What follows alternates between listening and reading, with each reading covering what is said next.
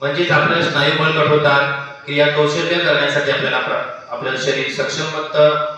त्याचबरोबर आपल्याला आपल्या शरीरासाठी सुडोल असा आकार प्राप्त होऊन आपण कोणतीही क्रिया सहज आणि सोप्या पद्धतीने करू शकतो.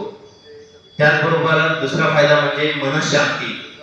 आपल्याला आपल्या मनाला शांती मिळते. जे आपण योगासनं करतो, प्राणायाम, त्यामध्ये अनुलोम विलोम असेल, कपालभाती असेल, भस्त्रिका असेल, ओमचं गुंजन असेल, या सगळ्यांमधून आपल्याला आपल्या मानसिकतेमध्ये बदल होतो. सकारात्मक विचारदृष्टी आपली निर्माण होते आणि कुठलीही गोष्ट करताना, कुठलीही कार्य करताना आपण पॉझिटिव्ह थिंकिंगने कार्य करतो आणि त्या पॉझिटिव्ह थिंकिंग मध्येच यश दडलेलं असते आणि नकळत आपल्याला यश प्राप्त होत असते.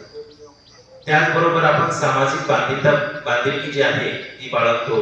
या ठिकाणी सर्वजण येतात, पुण्या गोविंदाने योग प्रकार करून आपलं शरीर कमवतात. बंधुभावाने, प्रेमाने, समतेने, सामाजिक बांधिलकीने या ठिकाणी येतात, एकमेकांना बोलतात. त्यामधनच आपल्याला निश्चितच आपल्या सामाजिक जीवन जगत असताना त्याचे फायदे होत असतात. त्याचबरोबर लहान मुलांना सुद्धा योगाचे खूप फायदे आहेत. त्यांनी जर योगासनाचे प्रकार केल्यानंतर त्यांना अभ्यासामध्ये कॉन्सन्ट्रेशन, एकाग्र क्षमता, लक्ष केंद्रितपणा प्राप्त होतो. असे अनंत सारे फायदे योगाचे आहेत, जे की आपण कुठल्याही स्वरूपात मोजू शकत नाही.